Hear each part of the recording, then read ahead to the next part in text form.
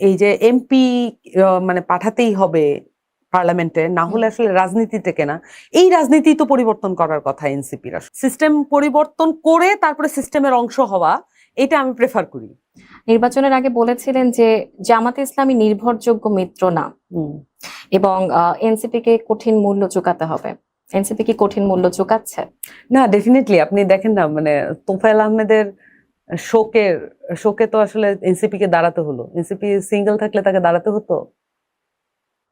তখন তো সরকারি দল দাঁড়িয়েছে, জামাত ইসলামী দাঁড়িয়েছে, এনসিপি কেও দাঁড়াতে হয়েছে। আমার ধারণা যে এনসিপি যদি সিঙ্গেল থাকতো, তার যদি স্বতন্ত্র অবস্থানে এরকম এমপি, এই কজন এমপি থাকতো, বাইরের চেয়ে কম থাকতো, একজন দুইজন থাকতো, অসুবিধা ছিল না। আমরা এটা কঠিন মূল্য চুকানোর একটা এক্সাম্পল। এরকম অনেক উদাহরণ আমি দিতে পারবো, কিন্তু আমি এখন পিক এন্ড চুজ করতে চাই না, কারণ একটা পরিস্থিতিতে এটা পার হয়ে গেছে।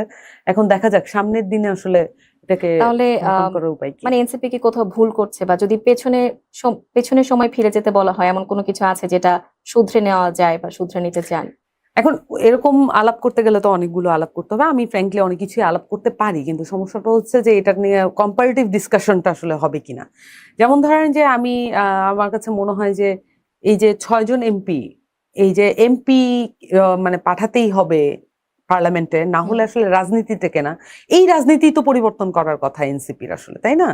যে মানে পাওয়ারে না গেলে রাজনীতি মানে না থাকার যে সংকট, এটা যে আসলে ভুল, এইটাই তো আসলে ইয়াং জেনারেশন প্রুফ করতে পারতো।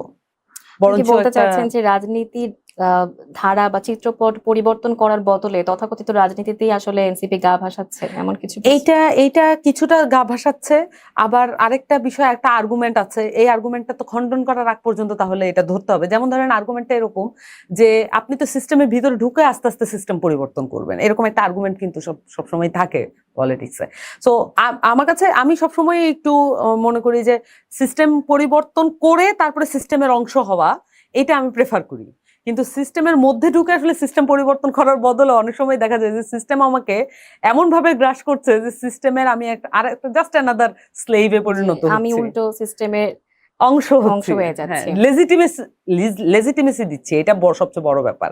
সো এইটা মানে আমরা আসলে মানে যে চেঞ্জ গুলো দেখতে চেয়েছিলাম, অনেক সময় হয় কি, আপনারা তো পার্লামেন্টে আছেন, আপনারা বলেন, এরকম একটা বিষয়। কিন্তু এত এত ভাস্ট জায়গা থেকে আমাদের পরিবর্তন করার সুযোগ আছে যে এই সুযোগগুলো অনেক সময় পার্লামেন্টে আলাপ করারই অপশন থাকে না। সো পার্লামেন্ট কেন্দ্রিক হয়ে গেলে একটা প্র্যাকটিক্যাল প্রবলেম আছে রাজনীতির, কারণ পার্লামেন্টের বাইরেই আসলে মানুষ অনেক বেশি। সো এটা একটা বিষয় আমার কাছে মনে হয়।